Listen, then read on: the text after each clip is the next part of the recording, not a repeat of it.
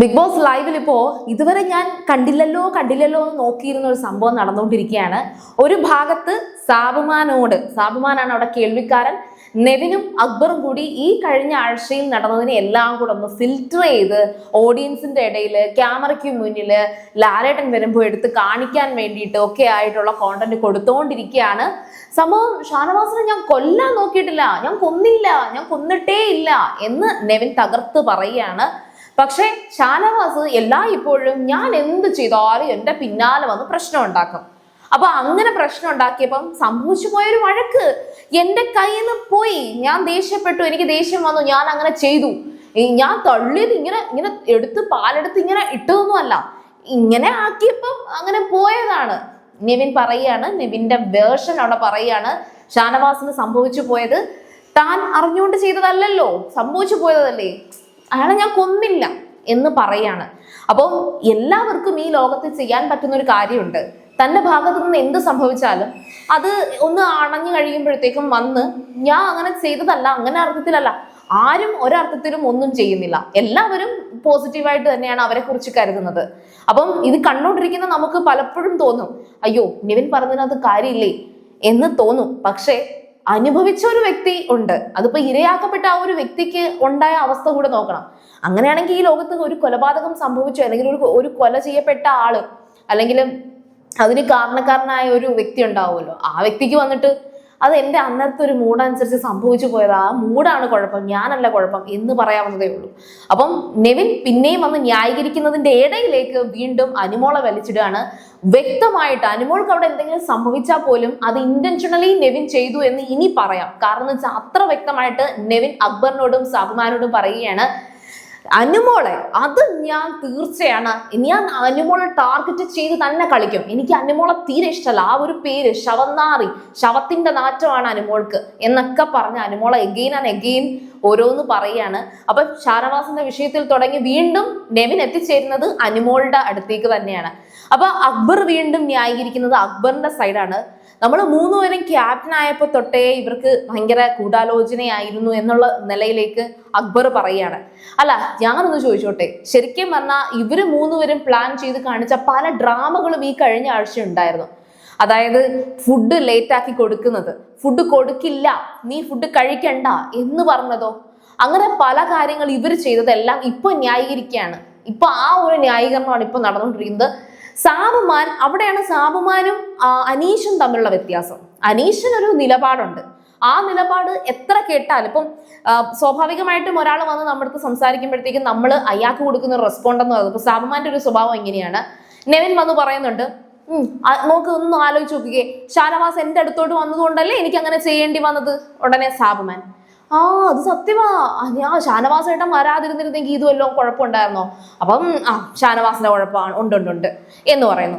ഉടനെ വീണ്ടും നെവിൻ പറയുന്നുണ്ട്, അവിടെ തള്ളിയത് ഞാൻ തള്ളിയതല്ലല്ലോ, കണ്ടില്ലായിരുന്നു, ഞാൻ തള്ളിയതല്ലല്ലോ. ഉടനെ സാബുമാൻ, തള്ളിയതല്ല. എന്നിട്ട് അവിടെ അനുമോളും നൂറ, ആദില ഇവരൊക്കെ പറയുന്നുണ്ട് ഒരാളെ കൊല്ലാൻ ശ്രമിച്ചിട്ട് നടക്കുന്നു എന്ന രീതിയിൽ പറഞ്ഞതിന്റെ പേരിൽ അങ്ങനെ പറഞ്ഞു എന്ന് നെവിൻ പറഞ്ഞപ്പോഴത്തേക്കും ഉടനെ വീണ്ടും സാബുമാൻ പറഞ്ഞു കൊടുക്കുക, നെവിൻ അത്ര ദുഷ്ടനൊന്നും അല്ലെന്ന് എല്ലാവർക്കും അറിയാമല്ലോ, അതുകൊണ്ട് തന്നെ പുറത്ത് അങ്ങനൊന്നും കുഴപ്പമില്ല, ആ നെഗറ്റീവ് ഒന്നും വരത്തില്ല, അങ്ങനെ പ്രശ്നമൊന്നുമില്ല എന്ന്. ഇവിടെ അക്ബർ അടുത്തൊരു ഡയലോഗ്, അക്ബറിന്റെ ഡയലോഗ് എന്ന് പറയുന്നത്, ഇപ്പോ അനീഷേട്ടന്റെ PR, ഷാനവാസിക്കാരുടെ PR, അനുമോളുടെ PR ഒക്കെ നമുക്കെതിരെയാണ് എന്ന് അക്ബർ പറയുകയാണ്.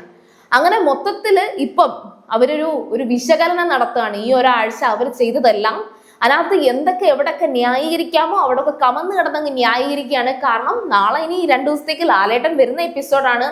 ഇനി എവിക്ഷൻ വല്ലതും സംഭവിക്കുകയാണല്ലോ.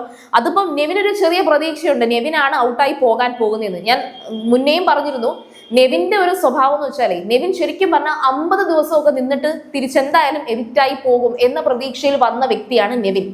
നെവിൻ കരുതിയത് 50 ദിവസം 60 ദിവസമൊക്കെ പോകത്തോളൂ, അത് അത്ര തന്നെ പോകുമെന്ന് നെവിൻ സ്വയമേ കരുതിയിരുന്നില്ല, പ്രതീക്ഷിച്ചിരുന്നില്ല. അപ്പൊ അതുവരെ ഇങ്ങനെയൊക്കെ ഒതുങ്ങി തമാശയൊക്കെ കാണിച്ച്, തമാശയൊക്കെ കളിച്ച്, ചാടിത്തുള്ളി അല്ലേ എന്നൊക്കെ കാണിച്ച് ഇങ്ങനെയൊക്കെ അങ്ങ് നിൽക്കാം. ഫുഡിനോട് കുറച്ച് ആർത്തി കാണിക്കുന്നു, കൊതി കാണിക്കുന്നു. അപ്പൊ അത് കാണുമ്പോഴത്തേക്കും എല്ലാവരും കാണുന്നവര് നോക്കി എന്ത് ക്യൂട്ടാണ് എന്ന് പറയും. പക്ഷെ 80 ദിവസമൊക്കെ പിടിച്ചു നിർത്തിയപ്പോ, പ്രേക്ഷകർ അവിടെ പിടിച്ചു നിർത്തിയപ്പോ അതാ പിടിച്ചു നിർത്തിയ പ്രേക്ഷകരെ വേണം പറയാൻ.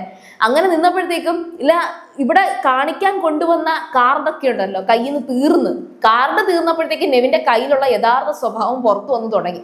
പിന്നെ ഒരു കാര്യം എന്ന് വെച്ചാൽ അതാ ഞാൻ പറഞ്ഞത്, ഒരു മനുഷ്യനെയും ഒരു പരിധി കൂടുതൽ നമുക്ക് കുറ്റം പറയാൻ കഴിയില്ല. കാരണം ഈ 80 ദിവസമൊക്കെ ആകുമ്പം എല്ലാ മനുഷ്യർക്കും ഒരു എന്താ പറയാ, ഇമോഷണലി നമ്മൾ എല്ലാവരും ട്രിഗർ ആകും. കാരണം അവർക്ക് എന്റർടൈൻമെന്റ് എന്ന് പറയാൻ വേറൊന്നുമില്ല. ഈ 100 ദിവസമായിട്ട് അല്ലെങ്കിൽ ഈ 80 ദിവസമായിട്ട് അവരെയൊക്കെ തന്നെയാണ് ഈ കാണുന്നത്. തുടക്കം തൊട്ടേ ഈ ഒരു സീസണിൽ തുടക്കം തൊട്ടുള്ള പ്രശ്നങ്ങൾ, ഇഷ്ടമുള്ള ഫുഡ് കിട്ടുന്നില്ല, എന്തെങ്കിലും ഫുഡ് നല്ലത് കൊണ്ടുവന്നാൽ അങ്ങോട്ടും ഇങ്ങോട്ടും എല്ലാവരും കട്ടെടുക്കുന്നു, തനിക്ക് കിട്ടുന്നില്ല, കയ്യുകൊള്ളുവൻ കാര്യക്കാരൻ എന്ന് പറഞ്ഞ് നിന്നേ പറ്റൂ. പക്ഷെ അത് നെവിനെ ബാധിക്കുന്നില്ല കേട്ടോ. നെവിൻ മാത്രമാണ് അവിടെ കാര്യമായിട്ട് തിന്നോണ്ട് നടക്കുന്നത്. ബാക്കി എല്ലാവർക്കും കിട്ടുന്നില്ല. ബാക്കി എല്ലാവരുടെയും ഇമോഷണൽ സ്റ്റാറ്റസ് എന്ന് പറയുന്നത് കുറച്ച് മോശമാണെന്ന് പറഞ്ഞാൽ പിന്നെയും എന്തെങ്കിലും അർത്ഥമുണ്ട്. അപ്പോൾ ഏതായാലും ശരി, സാബുമാനെ വെച്ച് ഇവിടെ നെവിനും അക്ബറും കൂടെ ഒരു ന്യായീകരണം അവിടെ നടത്തിക്കൊണ്ടിരിക്കുകയാണ്. ആ ന്യായീകരണം നിങ്ങൾ കേട്ടിട്ടുണ്ടെങ്കിൽ ഉറപ്പായിട്ടും നിങ്ങൾക്ക് എന്തെങ്കിലുമൊക്കെ മാറ്റം, അതായത് ഈ ഒരാഴ്ച സംഭവിച്ചതിൽ നെവിന്റെ ഭാഗത്തോ അക്ബറിന്റെ ഭാഗത്തോ എന്തെങ്കിലുമൊക്കെ ശരിയുണ്ട് എന്ന് നിങ്ങൾക്ക് തോന്നുന്നുണ്ടെങ്കിൽ നിങ്ങളൊന്ന് കമന്റ് ചെയ്യുക.